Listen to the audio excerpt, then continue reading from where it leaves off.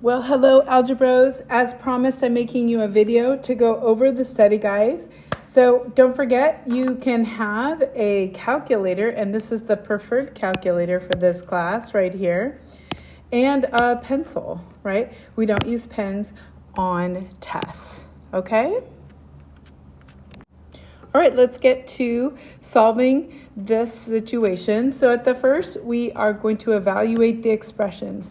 I always use PEMDAS to evaluate expressions. I'm substituting P for 12 for P and 5 for Q.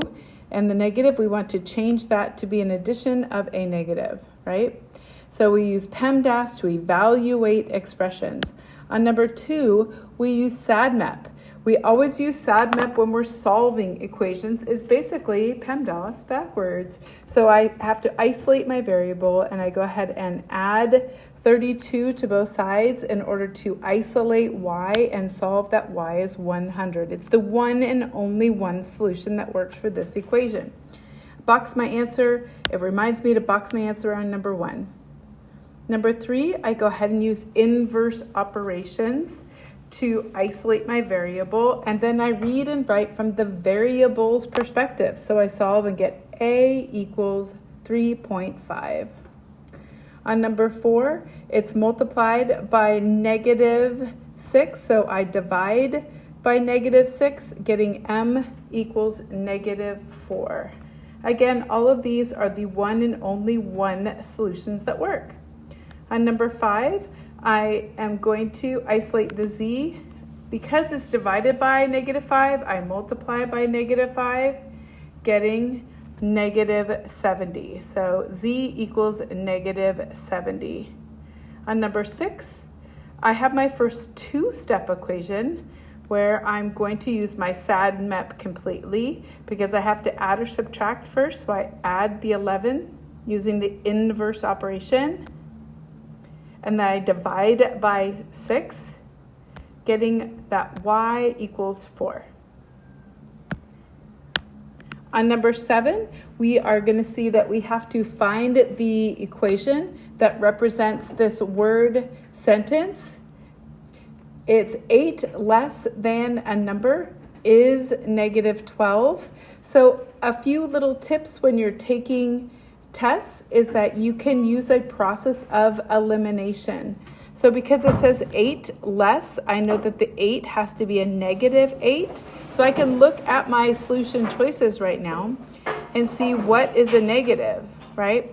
So on letter B, it is a positive, so I know that's probably not an answer. On letter C, it's also positive, and also on letter D. So I'm already thinking that A might be my correct answer. Then it says that it's 8 less than a number. So I'm going to use X for my number, and is means equals -12. This confirms that A is the correct answer, and the rest were incorrect. On number 8, I can see I'm going to go ahead and use my PEMDAS before I can use SADMAP because I have to do orders of operations to evaluate the expression first, combining the like terms. Now I can solve using inverse operations, and I divide by 11. Now I know we're really excited about using decimals this year, but often we just leave it as a fraction. It's okay to leave it as a fraction. So m equals 36 over 11. But if you wanted to go ahead and get a fraction, you would have gotten a repeating decimal, so we could use that repeating sign, or you could round it to the nearest tenth. And number 9, I also see I have to evaluate this expression on this side before I can solve. So I have to distribute the 4, then I have to combine my like terms, then I can finally start to solve using inverse operations. So I'm going to add the 20 to the other side and divide by 5. The one and only one solution. On number 10, because I have variables on both sides, I need to get them all on one side using inverse operations. So I'm going to move the 2y to the other side, and I'm also at the same time going to move the 5. So all the whole numbers on one side and all the variables on the other. So we can isolate our variable and solve. It turns out we don't have to do anything more, but to do this, we get y equals -3. Number 11, we need to distribute first using our PEMDAS because there's some parentheses here. Everybody in the family gets the -2. And then I have to get all of my x's on the same side using inverse operations when I go across the equal sign. And I move the whole numbers as well. So I end up with 10x equals -6. I divide off the 10 and I get -6/10, and I go ahead and reduce that fraction to -3/5. All right, here's the moment we've all been waiting for, these wonderful word problems that we adore so much.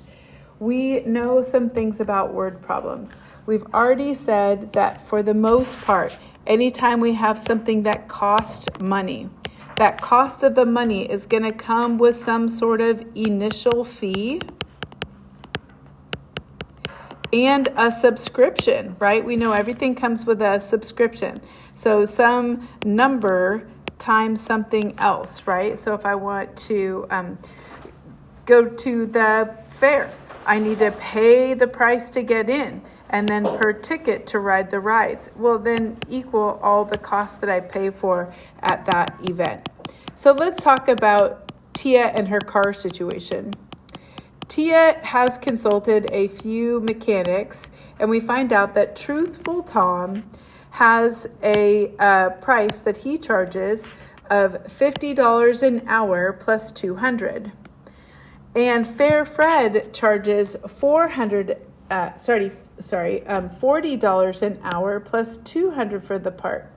Because we're finding out when the cost is the same, we can set Truthful Tom to equal Fair Fred, and then we have the one variable of how many hours to solve for this job, right? Because the cost will be the same, we could set them to equal each other and find out how many hours this job takes. Now, of course, if a question said, how much did this job take, you would go ahead and substitute 5 for the hours, and you would find out that Truthful Tom is $4.50 and Fair Fred would also be $4.50 because they have to be the same. All right, and number 13, here we are looking at our absolute value. And absolute value means the distance from 0. In order to do that, when we go to solve something in SADMAP, we remember that part of parentheses has parentheses like this, and parentheses can be brackets, and parentheses can be absolute value. So we have to do all these steps before we can finally solve for our absolute value, okay? So on here, you can see the isolation of the absolute value has already occurred. This is isolated, it is by itself. So we can remember that those two lines means that we break it into two separate equations. Because this 14 right here just represents steps from 0. If you're not too sure on this concept, go back and watch the video for 1-7.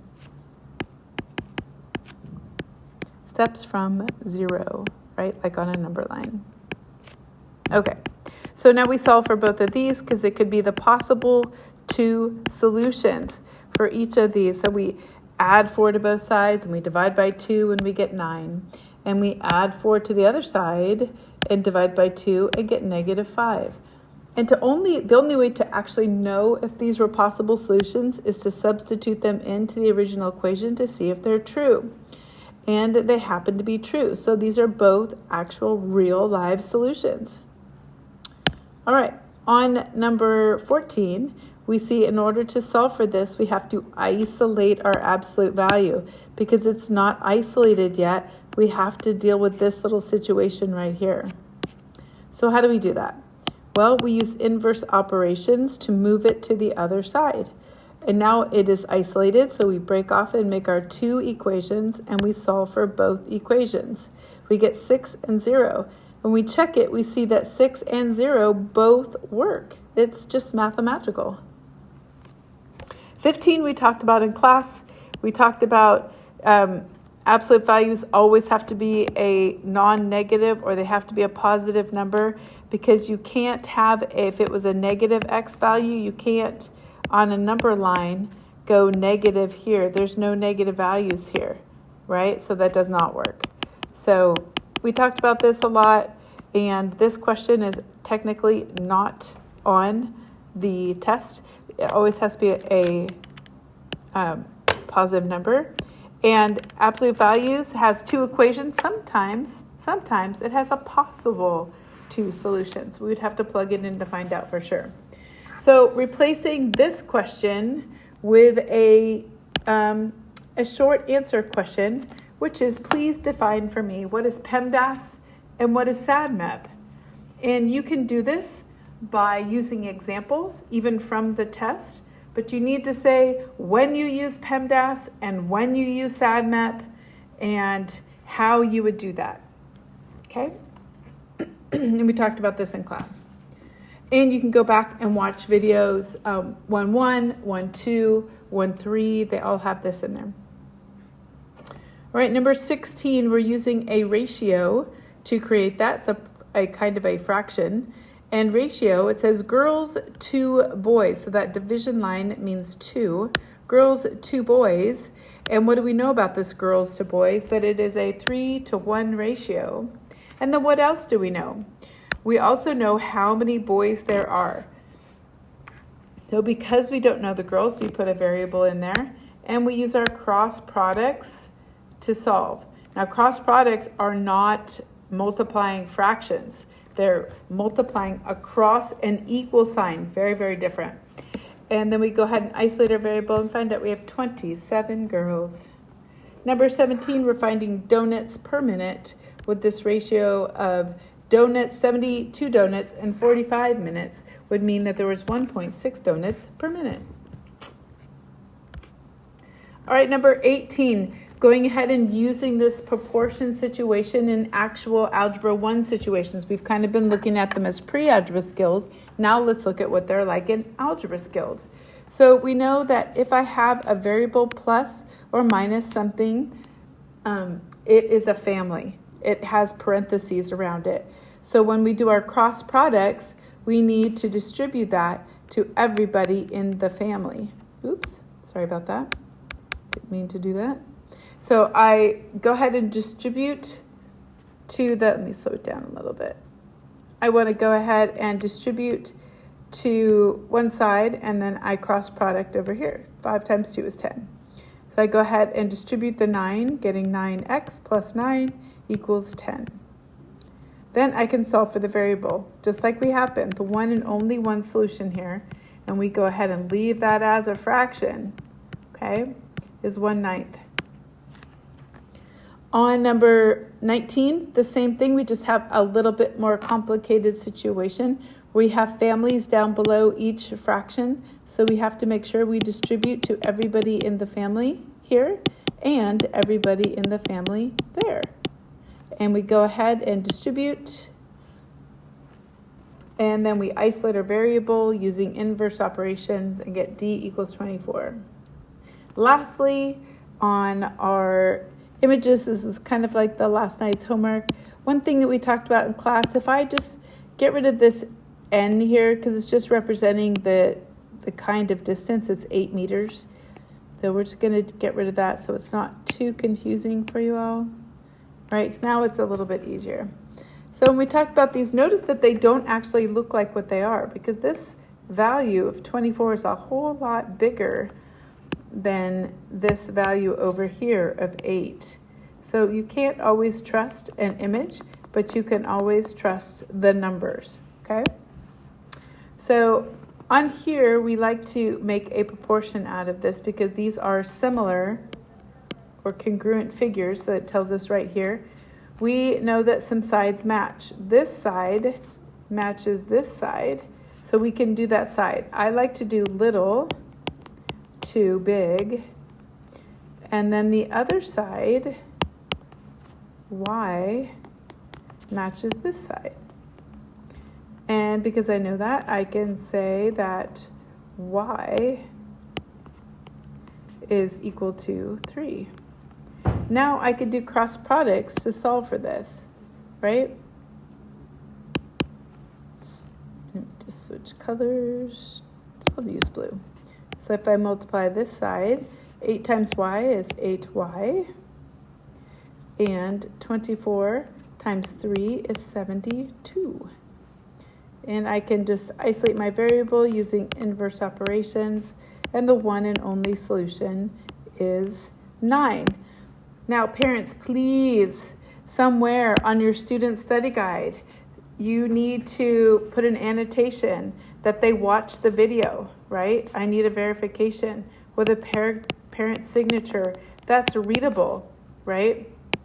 Don't do one that it looks like a doctor's signature. Then I can't tell if they did it or you did it, even if you are a doctor, which is a good thing. Please make sure I can read your handwriting on that signature, verifying that they watched the video. We want to get in the habit that every single time they have a test, they do the study guide before the test at least once and watch the solutions and check it. For the best results, we would then pull up another study guide. I always have extras in class, and they would do it again. And you would do independent practice, right? Independent practice until you could do it on your own without having to look at notes or the study guide and just master those skills. Alrighty, happy first test day tomorrow and Monday. I know you're going to do great. And parents, I'll see you tonight at back to school night.